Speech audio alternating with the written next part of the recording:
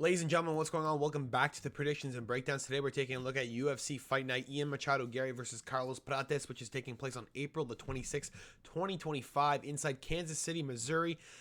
It is a pretty decent fight card. We're going to be taking a look at the entire card, starting with the prelims and ending with the main event. I did do an earlier breakdown on this, but again, it was an early breakdown. It was also late at night, was a little bit gassed. And now that I've taken a better look at the card, I feel like I can at least make my predictions a little bit better and make my breakdowns a little bit more thorough. So we're going to be taking a look at it real quick. Let's get right into it. Starting with the early prelim opener of Chelsea Chandler versus Jocelyn Edwards. We did also have a couple fights fall through. It is what it is. Hassan Zada, or whatever his name is, did get indicted for sexual assault of a minor. Hopefully he's in prison for the rest of his life. And then we had Jamal Hill versus Khalil Roundtree. Did unfortunately have Hill withdraw. It was going to be nice to see him get knocked out, but unfortunately it's not going to happen. Now, Chelsea Chandler versus Jocelyn Edwards. I'm going to go with the side of Chelsea Chandler as a plus 165 dog. It does seem in this instance that the wrestling is going to take a huge effect. Jocelyn Edwards is better inside the striking. She is better when it comes to the Muay Thai and the kickboxing. Chelsea Chandler doesn't really deal well with heavy strikers. Jocelyn Edwards isn't really a heavy striker. She has a couple KOs on her, a couple KOs on her record. It's not exactly, in my opinion, against super high-level competition. It seems kind of like it's a journeyman type situation where those people were going to lose anyway and might as well have been to Edwards. Chelsea Chandler does do really well inside the grappling and stuff against Josiane Nunes. Julia Stolyarenko, she was able to take her out as well with ground and pound, I do believe. In this situation, I think Edwards is going to be able to utilize some of that good kickboxing, but I think the distance closing of Chandler is going to be really, really significant. I think the cage work is going to be really good, and I think the trips and the jiu-jitsu work from Chelsea Chandler is going to be what really plays a big role inside this fight. Now, usually we don't really side with the grapplers when it comes to a grappler versus striking exchange, but Chelsea Chandler does have decent hands. She doesn't have good enough to where I think she can stand with Edwards for 3 rounds. She does have good enough to where I think she can get in and at least utilize her game that she's trying to impose. We're going to go with Chelsea Chandler. Now, next on the prelims, we have Timmy Kuumba versus Roberto Romero. Now, this one's hard, but we're going with Timmy Kuumba. Reason being, Roberto Romero kind of has about 2 minutes. He has realistically 2 minutes or 3 minutes. Now, against David Onama, he fought really well inside the first round. Dropped Onama, did force a lot of exchanges, trying to just take him out of the fight. It did end up costing him the fight as David Onama clearly rallied at the end of the round, dropped Romero himself, had him really hurt, and did end up winning a decision, a long decision at that. Did have us a little bit scared for David Onama inside that first round, but he was able to get it done. Timmy Kuumba, man, he mixes it up well. He sees shots well. He did go to a split decision over Balaji Oki. Probably Oki won that fight pretty clear, but I thought Timmy Kuumba put up a really, really good fight. He did knock out Michael Stack inside the Tough Enough. He did get a Contender Series win over Matteo Vogel, who's a really, really good wrestler. Now, in this instance, this is not a wrestling match. This is going to be a pure striking war. Romero, I feel like, is just not going to be able to finish Kuumba. Kuumba deals with strikes really, really well. He did take a lot of punishment from Lucas Almeida, who was significantly faster than any guy I've ever seen at that point. Lucas Almeida looked like a different man that night. Lucas Almeida literally put the pressure on like Romero does inside the first round through the whole fight. Kuumba couldn't really follow through with it, was getting dropped a lot, was getting really, really hurt, and Lucas just kind of ran away with it. Roberto Romero in this situation, he doesn't have 3 rounds in him. He has 1 at best, maybe 1.5. I think Kuumba overhauls him inside 2 and 3, and I think Kuumba might be able to put him out inside that 3rd round. We're going to go with Timmy Kuumba. Now, Kuumba also is a guy who does have 3 TKOs inside the 2nd round. He does rally after the 1st round most of the time. He does like to download and dial in inside the 1st round. Does take some punishment sometimes, a little bit too much. But I think in this instance, it's huge for Timmy Kuumba. Roberto Romero is making a drop from 155 to 145. Sometimes that's not a good look for guys at young ages. But I guess we'll see if Roberto Romero can make a little bit of a change versus a little bit lower weight class of an opponent. I think Timmy Kuumba is just a bit better, though. Next on the prelims, Jacqueline Amorim versus Polyana Vienna. We're going to go with Jacqueline Amorim. Polyana Vienna did get submitted by Veronica Hardy inside round 1 with an armbar. Did get submitted by Ismin Lucindo or Yasmin, excuse me, Yasmin Lucindo with a arm triangle, which, dude, Lucindo is not a girl that should be getting you in an arm triangle. Amorim's just kind of going to control her completely throughout the fight. And it's going to be a really, really easy victory for her. She's going to get it however she wants it. If she wants a KO on the ground, she's going to get a really, really good back position and just beat the shit out of Paulie. If she wants a submission, the armbar is going to be very, very open and very quick. It just depends on what Jacqueline feels like doing. If she wants another KO on her record and pad it with it, why not? Fucking stack it on there. Most people are going to be if you're on the betting side, most people will be betting submission. It'll open up a huge possibility for a KO prop at the point where you're going to see Jacqueline just do whatever she wants, dude. Like, if she wants to get a KO in the moment, that's what's going to happen. She's going to get ground and pound, and Vienna's going to go out. Jacqueline Amorum's going to win inside distance, and it's not even close. Next on the prelims, Cameron Simon versus Malcolm Wellmaker. Now, talk about close. If we see the Cameron Simon that fought Terrence Mitchell, beautiful. That's a very, very good look. If we see the Cameron Simon that got knocked out by Peyton Talbot, we have issues. We have a lot of issues. Because Peyton Talbot, now that I realize, has no grappling. He just doesn't. And when it really comes down to it, Cameron Simon wasn't able to put out significant output or significant force to where he needed to respect him. There was no respect needed whatsoever. Mana Martinez won a fucking majority decision over the guy. Now, the more and more I think about it, the more and more I'm going to pick Malcolm Wellmaker. It really seems like Cameron Simon hasn't fought the best of the best. It kind of feels like to me Malcolm Wellmaker is one of those guys that is just getting fucking brought up quick. He looks sharp. He looks good. He looks like he took his time coming up. It looks like he hasn't been forced into bad positions. It feels like he hasn't been rushed to the UFC. It really does feel like this guy is one of the next big things, and I'm a little bit worried for Simon. He's outranged, he's outmanned, he's a little bit outweighted. I think I'm going to go with the side of Malcolm Wellmaker. The more and more I look at this man, I really, really want to pick the side of Cameron Simon. I really do. I think he's really good. The Christian Rodriguez fraud check, and then immediately after a Peyton Talbot fight where both guys were even, I do believe, going into that fight. This was a test of wits. Or there you go. It was a little bit on the favorite side of Peyton Talbot.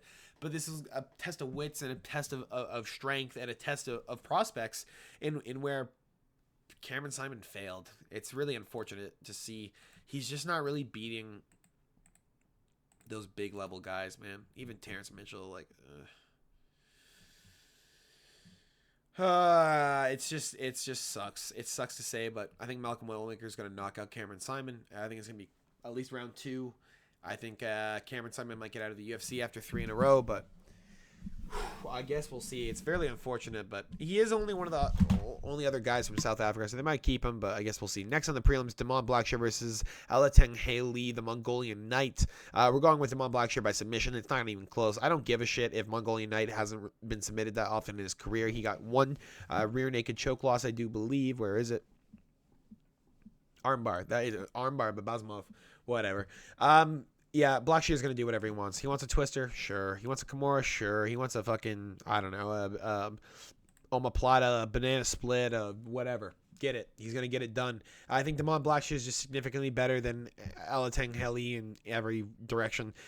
Haley's one of those guys that you watch and he kind of looks older than the age he is. He kind of fights shitty. He kind of fights slower. He doesn't really have a good 1-2. He doesn't really have like a big shot that you need to be worried about. I think Damon Blackshear is going to be able to just kind of walk in, put him down, and just submit him. I think it's really easy to control Haley on the ground, and I think Damon Blackshear is going to have a field day. It seems like a perfect matchup for him to keep a win streak going. I'd love to see him fight maybe a little bit better competition than this, but it is what it is. Let's see Damon Blackshear by submission. Inside 2 rounds. Next on the prelims, Chris Gutierrez versus John Castaneda. Now, the more and more I think about this, I really want to pick John Castaneda. Outranging Chris Gutierrez. Chris Gutierrez really, really good with the Muay Thai. It seems like this is one of the fights where Chris Gutierrez might be able to utilize the leg kicks so much that John Castaneda has a really huge problem fucking moving, and he just can't wrestle anymore. And that's a problem for Castaneda.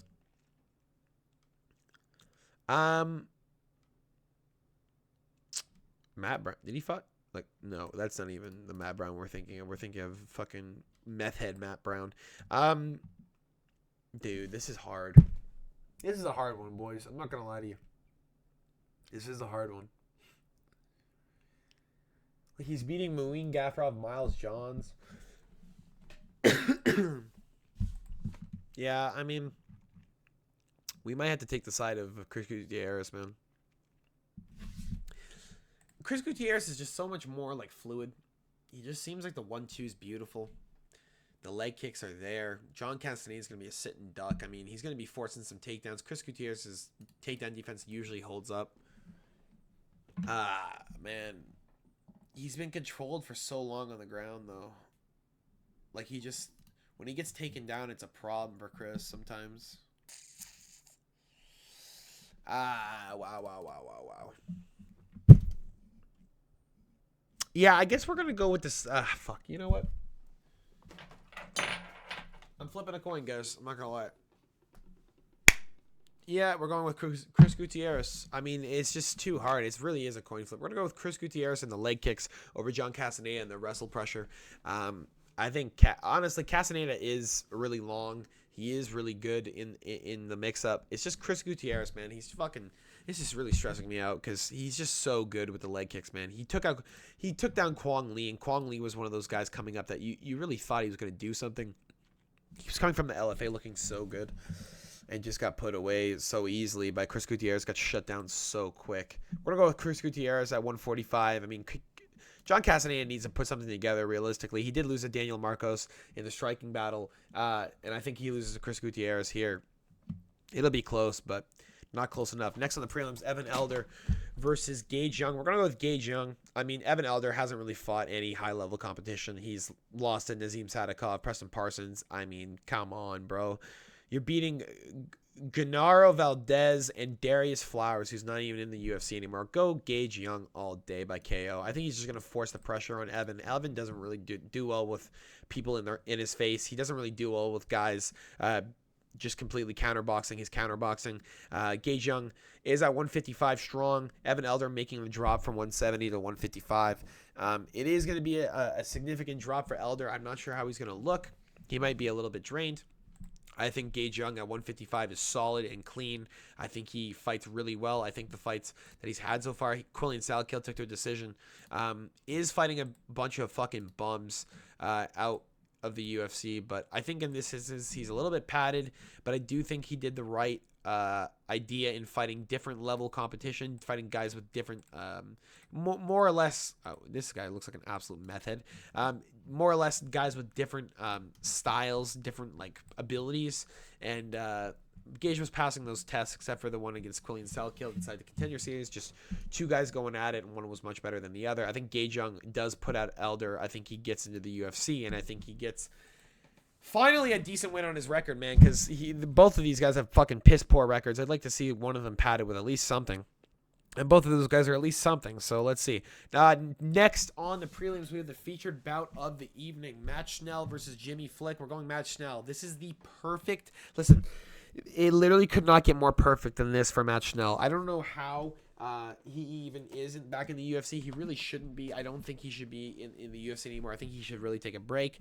He has taken, half a year off, I guess, after getting choked out by Cody Durden. Had a really good... By the way, really good first round against Cody Durden. Just got caught inside that second round.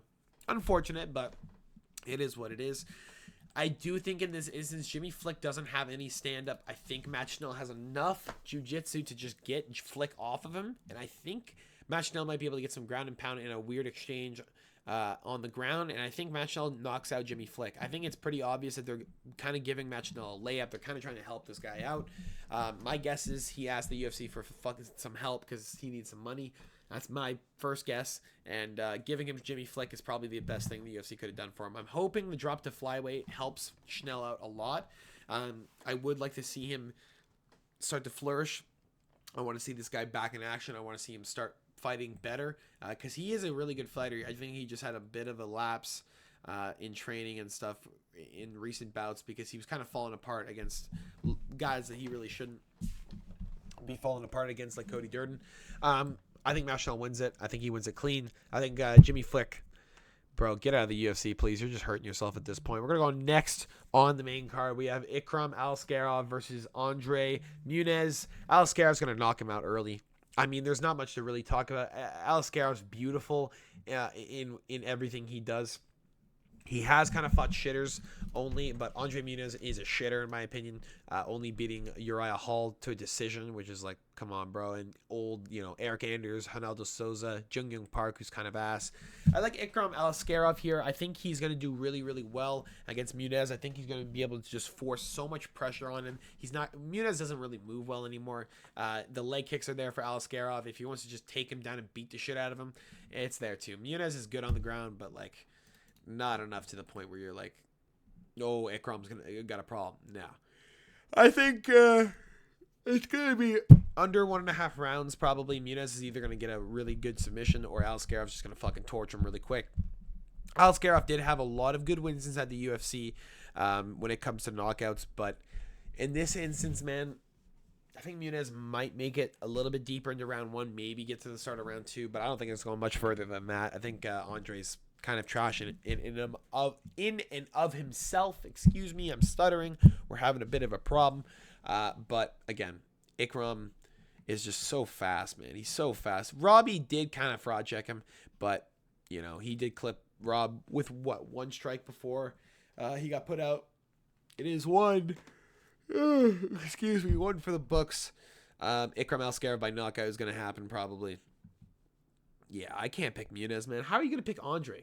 For real, how are you going to pick Andre? Next on the main card, Randy Brown versus Nicholas Dalby. Now, this is an interesting one. You have Nicholas Dalby, who doesn't really gas. He has a really good breathing technique.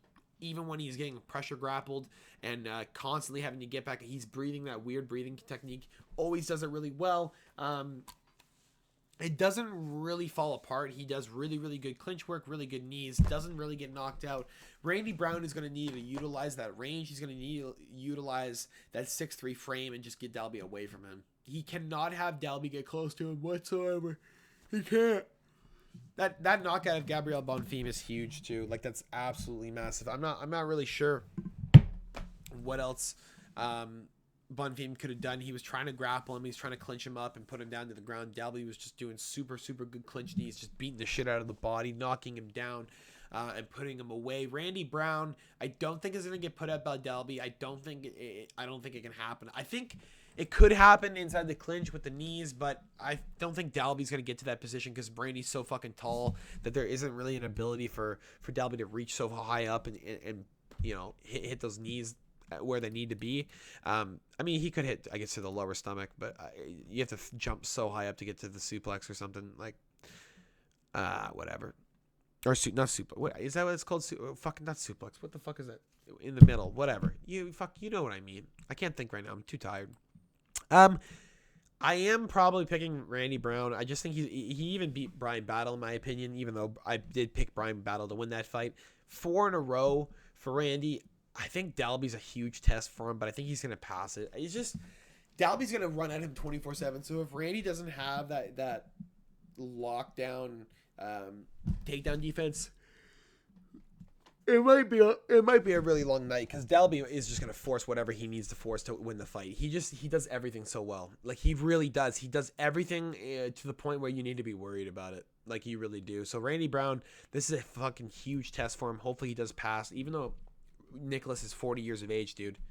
He doesn't look 40. He doesn't fight like he's 40, and Randy still has a problem. Don't overlook the age, and you'll be fine, Randy. I like Randy Brown probably by decision, but don't count Nicholas Dalby out. Next on the main card, Michel Pereira versus Abus Magomedov. We're going on Abus Magomedov. Michel Pereira is going to just, you know what?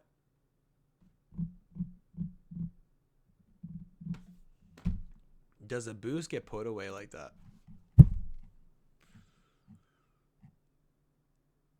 He's been knocked out quick before. Boys, boys, boys, bubba boys, bubba boys, bubba boy, bubba boy, bubba boy. I'm not sure. This is a fucking problem, dude. We're gonna go with a boost. I mean, I want to pick a boost. I kind of need to pick a boost. We're gonna go with a boost. It seems like a really easy pick for Michel Pereira, but Abus Magomedov, he just needs to survive 3 minutes. That's what you're betting on. You're like, if you're like, that's what you're picking. Does Abus Magomedov survive 3 minutes with Michel Pereira? Most likely, yes. Outranges him. Going to be able to just stay away, throw some counter shots, maybe drop Michel if he runs in too quick. Does Abus survive 3 minutes? Yes. Can he get to round 2? Probably. If he gets to round 2, bad news for Michel Pereira. Bad news, because now you have Abus Magomedov who's going to kickbox the shit out of you. The dude's from Germany, so he's an angry white guy. He wants to hurt you. He's going to walk you down. Yeah, we're going to go with Abus Magomedov. I think Michel Pereira is a little bit overrated. I think his wins over Santiago Ponzinibbio are decent. I think his win over Michael Jacek was impressive. I think his win over Ihor Potiera, Andre Petroski, Andre Fiallo, I think those are all dog shit. I think those are all terrible wins. I think those are all just padded wins. I think Abus Magomedov here gets a win to shoot him off into some fucking fan adaptation. I think he's going to pass this test with flying colors. I think Michel Pereira really is a test for Abus.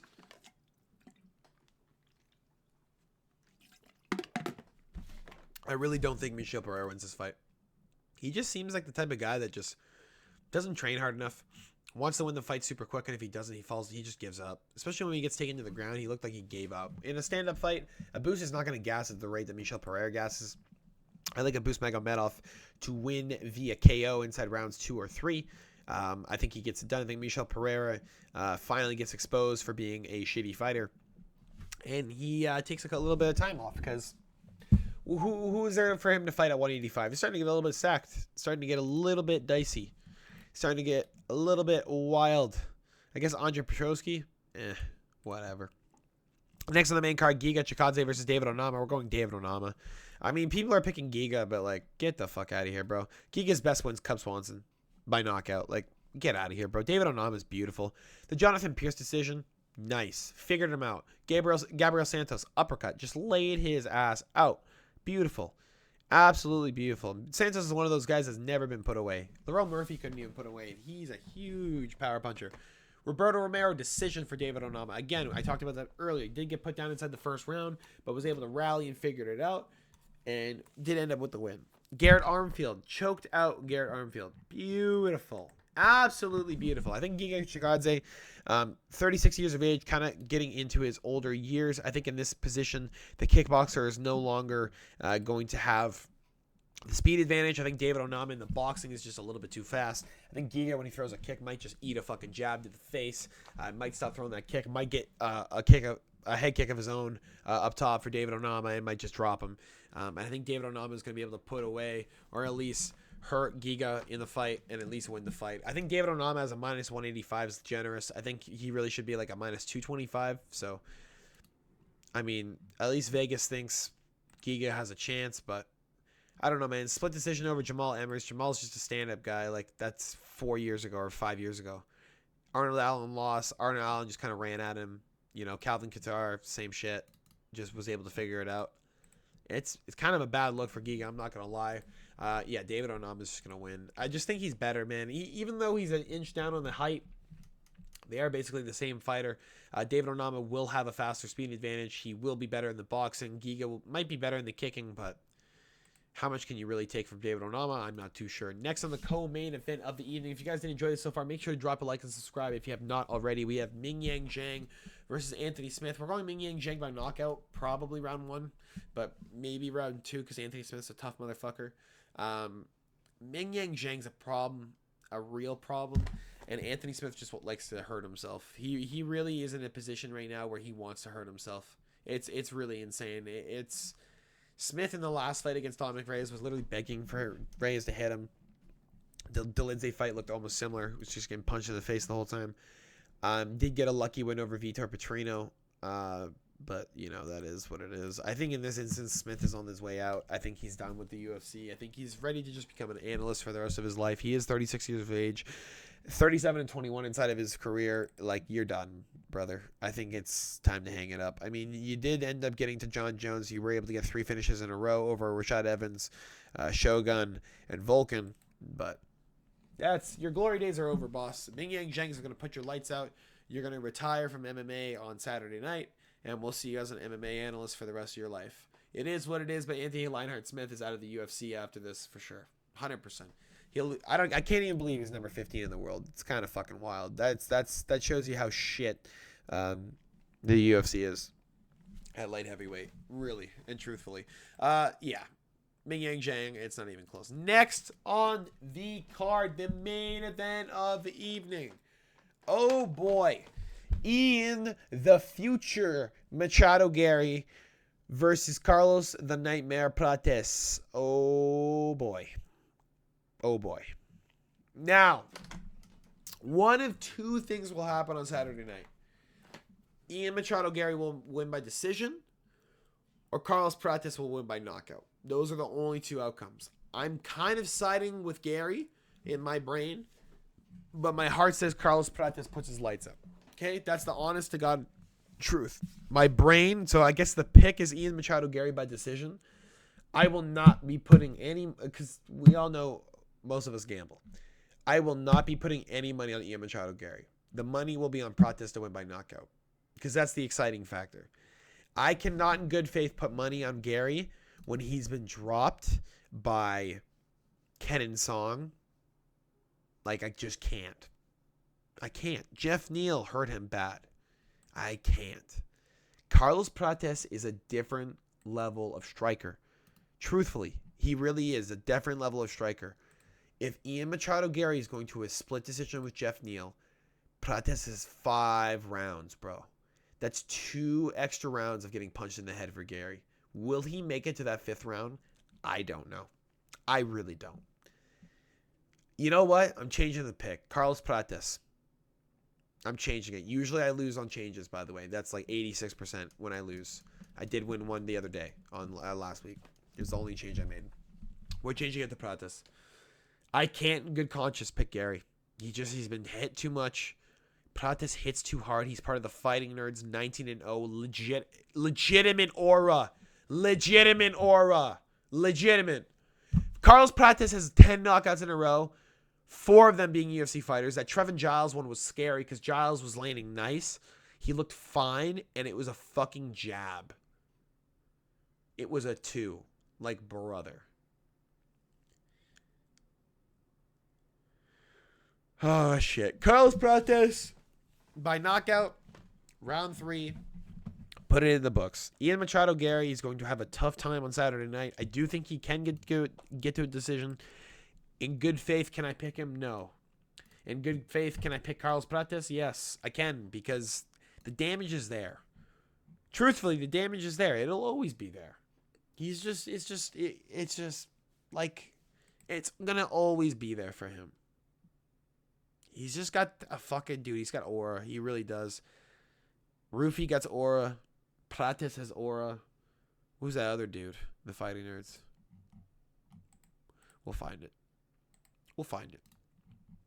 Gary's just not good enough, man. I need more from him. I really do. I need more. Carlos Prates, Thiago Moises, Karin Silva, Caio Brahalio. There you go. Jean Silva. There you go. Beautiful. I love it.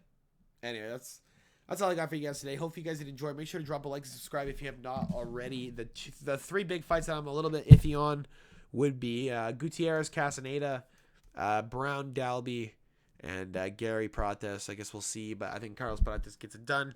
I do think Randy Brown gets it done with the height and reach, and I do think Chris Gutierrez gets it done with the fundamentals. That's all I got for you guys today. Hopefully you enjoy. I'll see you guys later. Peace.